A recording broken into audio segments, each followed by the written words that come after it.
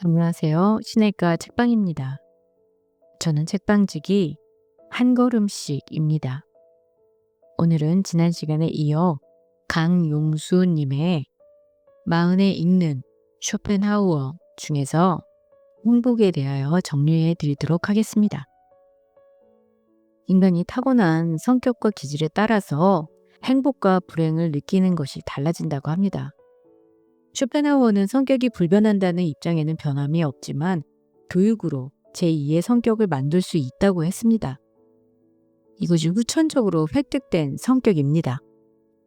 이를 위해서는 자신의 욕망과 능력을 정확히 알고 이 두 가지를 일치시키기 위해 노력해야 합니다. 이는 저절로 이루어지는 것이 아니라 오랜 시행착오를 통해서 자신이 무엇을 의욕하는지와 자신이 무엇을 할 수 있는지를 알고 나서야 비로소 참된 것을 이룰 수 있다고 합니다. 하고 싶고 할 수 있는 것을 찾으면, 그리고 원하는 바를 얻고자 하면 이외의 것을 포기할 수 있어야 합니다. 부, 명예, 지식, 리더, 그 무엇이든 자신이 진지하게 추구하는 목표를 수월하게 실현하고 향유하려면 목표와 무관한 모든 욕심을 버려야 합니다. 그리고 다른 목표들도 포기해야만 합니다. 그렇기 때문에 단순한 의욕과 능력만으로는 부족합니다. 여기서 교육은 자신의 소질과 가능성을 인식하고 개발하는 데 큰 역할을 합니다. 이런 후천적인 성격이 타고난 성격보다 행복감을 느끼는 데 더 중요합니다. 우리나라 교육의 목표는 개성의 실현보다는 성공과 부를 보장하는 직업을 획득하는 데 치중돼 있습니다. 그래서 많은 사람이 자신이 진정 원하는 것에 대한 인식과 관심이 부족했을 것입니다.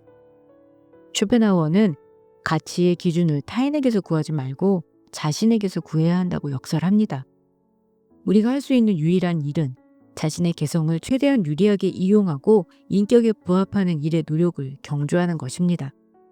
이런 입장은 자신의 탁월성을 키우는 그리스 교육관과 일치합니다. 행복은 자신만의 탁월한 능력을 최대한 발휘하는 데 있습니다.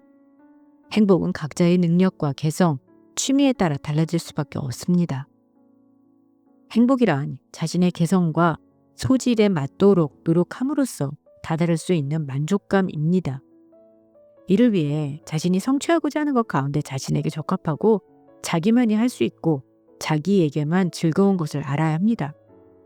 자신의 성격에 맞는 일을 찾아 올바른 선택을 하는 것이 행복을 위한 가장 중요한 출발점입니다.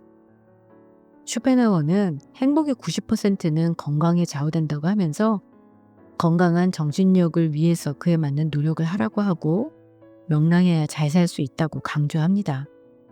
그러면서 열심히 운동을 하라고 얘기를 합니다. 마음이 안정이 없이는 행복이 있을 수 없기 때문에 평정심을 가지라고 얘기를 하고 있습니다. 그러면서 불필요한 인간관계를 정리하고 질투를 경계하고 큰 희망을 걸지 말고 세상에는 거짓이 많다는 점을 알라고, 이것을 통해 평정심을 가지라고 얘기하고 있습니다. 그러면서 그는 관조를 위해 예술 감각을 갖추라고 얘기를 하는데요. 우리는 아름다운 풍경이나 작품을 보거나 좋은 음악을 들으면 고뇌가 가라앉는다는 것을 느낍니다. 쇼펜하우어에게 예술의 역할은 단순히 삶의 고통을 순간적으로 위로하는 도피처가 아니라 고통의 원인이자 세계의 근원인 의지를 인식하고 느끼게 하는 것이었습니다. 미적 관조는 지옥과 같은 고통의 상태에서 잠시 벗어나 사물을 있는 그대로 보게 합니다. 이 세계의 아름다움을 삶에 대한 욕망 없이 무관심하게 바라볼 때 영원히 불변하는 것을 발견하게 됩니다. 그러면서 그는 여러 분야 가운데 의지의 고통을 초월하게 하는 예술의 힘이 가장 뚜렷한 것은 음악이라고 얘기했습니다. 이 세상의 아름다운 풍경이나 예술 작품을 돈이나 성공, 그리고 이익에 대한 생각은 미뤄두고 고요하게 바라보라고 합니다. 변화하는 이 세계의 불변한 것, 보편의 것을 볼 수 있다고 얘기합니다. 인생의 욕망과 괴로움을 예술을 통해서 가라앉힐 수 있다고 말이죠. 행복은 결핍에서 만족으로 빠른 전이다 라고 얘기했습니다. 행복한 순간은 너무나 짧습니다. 행복이 짧고 고통이 길게 느껴지는 이유는 행복이 찰나의 짧은 꿈처럼 느껴지는 반면 고통은 현실적으로 느껴지기 때문입니다. 쇼펜하우어는 행복이란 많은 경우 결핍에서 충족으로 넘어가는 짧은 순간이라고 말합니다. 왜냐하면 늘 결핍은 인간에게 고통이지만 충족에서 과잉으로 넘어가면 권태, 지루한 감정에 사로잡히기 때문입니다. 행복은 그 사이에 짧은 만족의 순간이라 할 수 있습니다. 우리가 행복을 즐기는 순간은 찰나와 같이 금방 지나갑니다. 영원하고 지속적인 행복이 없기 때문에 오히려 그런 작은 행복감에 만족할 수 있어야 됩니다. 행복은 멀고 크고 높은 곳에 있는 것이 아니라 일상 가까운 곳에 있습니다. 영원한 행복이란 존재할 수 없습니다. 모든 쾌락은 단순히 결핍을 제거하고 긴장에서 벗어나는 것에 있기 때문에 오래 지속되지 않습니다. 성공, 성취, 합격 등 우리가 행복했던 순간을 되돌아보면 너무나 짧았다는 것을 알 수 있습니다. 어려운 시험에 합격했다고 해서 그 기쁨이 몇 달씩 지속되지 않습니다. 인생의 큰 틀에서 보면 대부분 작은 것에서 행복이 이루어집니다. 음식을 먹을 때 첫 숟가락, 사람을 처음 만났을 때 설렘, 첫 출근 등등이 우리의 결핍을 채워서 만족으로 넘어가는 단계인데 이때가 가장 행복합니다. 행복은 빨리 잊혀집니다. 또 다른 결핍이 우리를 기다리고 있기 때문입니다. 우리는 미래에 어떤 일을 겪을지 알 수 없으며 그 고통을 견디면서 살아가게 됩니다. 그러므로 너무 큰 행복을 기대해선 안 됩니다. 무라카미 하루키의 소확행처럼 행복은 소소한 것에서 찾아야 작고 짧은 행복을 즐길 수 있습니다. 행복은 늘 빠르게 지나가기 때문입니다. 시간이나 젊음 모든 것이 잠깐 머무르다가 떠나가기 때문에 작은 쾌락에 만족할 줄 알아야 합니다. 갈증을 채워주는 커피 한 잔이 정말 우리를 행복하게 하는 것처럼 말입니다. 짧은 만남, 인연이 주는 작은 즐거움에 감사할 수 있어야 됩니다. 감당할 수 없는 너무 큰 행복, 만족은 따분함을 가져와 새로운 것을 찾게 만듭니다.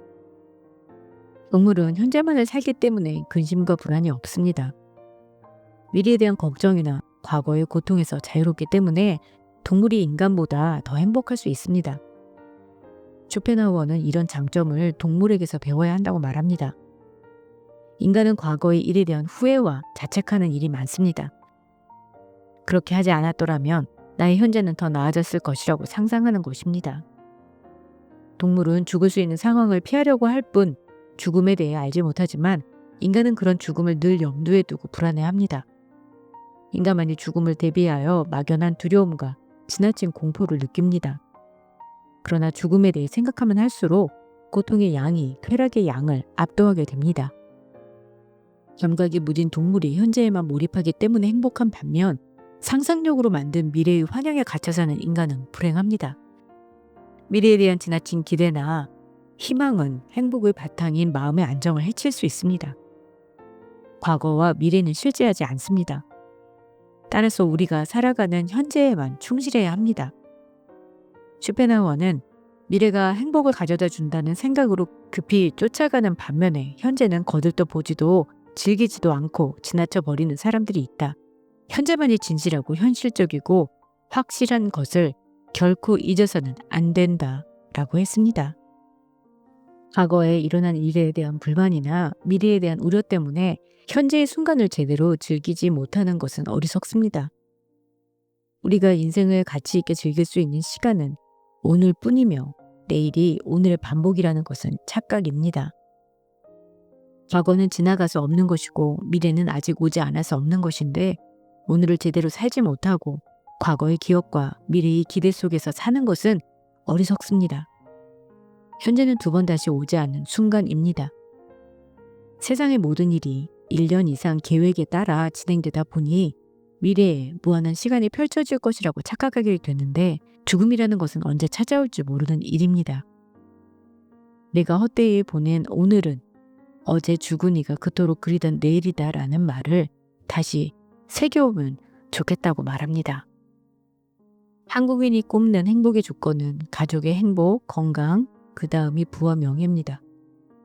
다행스럽게도 경제적인 조건은 어느 정도 선진국의 수준이라 물질적인 결핍은 문제가 되지 않습니다. 그러나 금수저, 수저 등 계급을 나누며 남의 태생적 운을 부러워하는 일들이 생겨나 불행감이 커지는 것을 막을 수 없습니다. 타인과 비교함으로써 생겨나는 상대적인 박탈감은 행복을 갉아먹는 벌레와 같습니다. 플라톤은 행복론에서 재산, 외모, 명예, 체력, 언변에서 조금은 부족함을 느끼는 삶이 행복한 삶이라고 말합니다. 타인의 객관적인 평가보다 자신의 주관적인 만족감이 더 중요하다는 것입니다.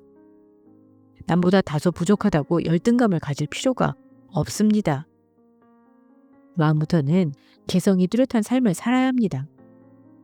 남의 기대와 욕망에 맞춰 살아선 안 됩니다. 삶을 위한 삶이라는 생존을 위해 자아 실현이라는 가장 높은 욕구가 잊혀지면 안 됩니다. 겉보기에 사람들은 같은 지향점을 향해 걸어가고 있는 것 같지만 다른 곳을 보고 싶어 합니다.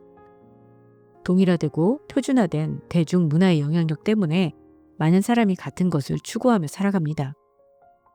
그런 행복은 기만입니다. 세상에는 늘 잘 알려진 유혹의 길이 있습니다. 성공, 행복, 명예, 부호 등 행복으로 이끌 것으로 확신하는 통로입니다. 남들이 가는 길을 무작정 쫓는다면 적성도 맞지 않고 강요된 삶을 살게 됩니다. 결국 나중에 후회하게 됩니다. 남을 따라서 같음을 추구하는 것은 낮은 단계의 욕망입니다. 다름을 추구하는 것은 높은 단계의 욕망입니다. 사회의 보편적인 기준에 맞춰 살면 갑갑하고 답답함을 느끼기 마련입니다. 비록 크게 성공하지 못하고 큰 부자가 아니더라도 타인의 시선에 맞추지 않고 자기 자신의 흡족한 삶이면 충분합니다. 나를 행복으로 이끄는 방법은 나의 욕망이 이끄는 대로 가는 것입니다. 개성 있는 삶을 살기 위해 필요한 것은 자신의 욕망을 있는 그대로 긍정하는 태도입니다. 우선 남들이 전혀 알 수 없는 바, 나 자신만이 원하는 바, 할 수 있는 일, 그리고 타고난 재능과 성격을 이해해야 합니다. 마흔이면 자신의 적성에 맞는 일을 찾기 위한 시행착오와 자기 성찰의 시간으로 충분해 보입니다. 우리 인생의 첫 40년은 본문이고 그 다음 30년은 그 본문에 대한 주석이다. 쇼펜하우어는 아리스토텔레스의 세 가지 분류를 응용하여 운명의 차이를 만드는 세 가지를 인격, 소유, 평판으로 구분합니다. 그 가운데 첫 번째는 인간을 이루는 것으로 가장 넓은 의미에서 인격입니다. 여기에는 건강, 힘, 아름다움, 기질, 도덕적 성격, 지능, 교양이 포함됩니다. 인격은 인간이 원래 태어나면서 가지고 있는 것으로 어느 누구도 빼앗아갈 수 없는 것입니다. 인간의 행복을 결정하는 인격은 세상을 바라보는 각자의 관점을 말합니다. 따라서 재산이 없고 사회적 지위가 낮아도 인격적인 장점이 있다면 충분히 행복할 수 있습니다. 행복의 참된 원인은 밖에 있는 것이 아니라 우리 안에 있습니다. 우리의 행복은 밖에서 얻어지는 것이 아니라 우리가 이 세계를 어떻게 보느냐에 따라 만들어집니다. 중요한 것은 마음가짐입니다. 우리의 인격은 재산이나 명예와 달리 운명에 종속되지 않기 때문에 함부로 빼앗길 수 없는 것입니다. 재산과 명예가 운에 따라 훼손될 수 있는 상대적인 가치를 지닌 반면 인격의 가치는 절대적인 것입니다. 우리의 인격은 평생 변하지 않습니다. 지위나 부로 대신할 수 없는 장점은 본래 인간 자신을 이루는 것입니다. 홀로 있을 때도 따라다니는 것, 아무도 주거나 빼앗을 수 없는 것은 남의 시선에 비친 평판이나 소유할 수 있는 재산보다 더 가치가 있습니다. 40대가 어떻게 살아야 하는지의 문제는 누구에게나 해당되는 공통의 주제입니다. 10대, 20대, 30대를 거쳐 40대가 되어 인생에 대한 경험이 많아질수록 그것에 대한 나름의 해석이 붙어야 합니다. 쇼펜하우어는 40대를 인생의 큰 분기점이라고 말한 적이 있습니다. 40대 이후는 지금까지 경험한 것에 대해 나름의 색깔을 더하는 해석의 과정입니다. 쇼펜하우어는 염세주의자로 알려져서 온통 검은색으로 칠해진 우울한 삶을 산 것 같지만 실제로는 인생의 다양한 즐거움을 알고 다채로운 삶을 누렸습니다. 경제적으로는 충분한 여유가 있어서 일하지 않아도 됐기 때문에 인생을 멀리서 통찰할 수 있는 안목을 가졌습니다. 그 당시 뜬구름 잡는 듯한 추상적인 이야기로 돈을 벌던 강다 철학자를 비판한 늘 현실의 고통과 기쁨에 밝았던 철학자였습니다. 쇼펜하우어는 행복을 바라보는 시각도 중요했지만 그보다 고통을 바라보는 관점을 더 갖추는 것을 중요하게 생각했습니다. 현명하게 품격을 쌓고 교양 있게 나이가 들기 위해서는 무엇보다 독서와 사색 그리고 자신에 대한 끊임없는 통찰이 필요하다고 합니다. 아무 생각 없이 인생을 경험한다고 저절로 깨달음을 얻지는 못합니다. 100년을 산다고 모두 지혜로운 사람이 될 수는 없습니다. 이 세상을 떠날 때 어떤 이는 무상하다고 한탄하지만 어떤 이는 소풍처럼 기쁜 마음으로 떠날 수 있습니다. 자신이 보고 느낀 것이 그 삶의 전부입니다. 우리가 세상의 고통에 대해 굴복하지 않고 타인에 대해서도 늘 당당한 마음을 갖기 위해서는 삶의 지혜가 필요합니다. 우리의 삶을 빼앗아가는 것은 운명밖에 없습니다. 죽는 순간까지 우리가 쇼펜하우어의 행복론에서 배워야 할 점들입니다. 네, 오늘은 강영수님의 마흔에 읽는 쇼펜하우어 중에서 행복하게 사는 법에 대해서 정리해 드렸습니다. 저는 이 책을 읽으면서 어려울 수 있는 쇼펜하우어의 책을 적은 내용이지만 자세하게 풀어 써주셔서 이해하기 쉬웠고 쉽게 동의할 수 있는 부분들이 있어서 도움이 되었던 것 같습니다. 특히나 인생이 고통과 무료함의 왕복이라는 그 글귀에서는 정말 노름을 칠 수밖에 없었고요. 평소에도 계속 느끼는 것 중에 하나였습니다. 구체적으로 행복하기 위한 방법들도 제시하며 세상의 기준이 아닌 자신의 기준과 또 바깥에서 행복을 찾지 않고 자기 안에서 찾아야 한다고 얘기하는 그분의 모습 속에서 어렵게 삶을 정의해 나가는 것이 아니라 구체적으로 삶을 바라본 글을 알 수 있었습니다. 여러분에게도 의미 있는 시간이 되었기를 바랍니다. 그럼 다음 시간에 새 책으로 돌아올게요. 안녕히 계세요.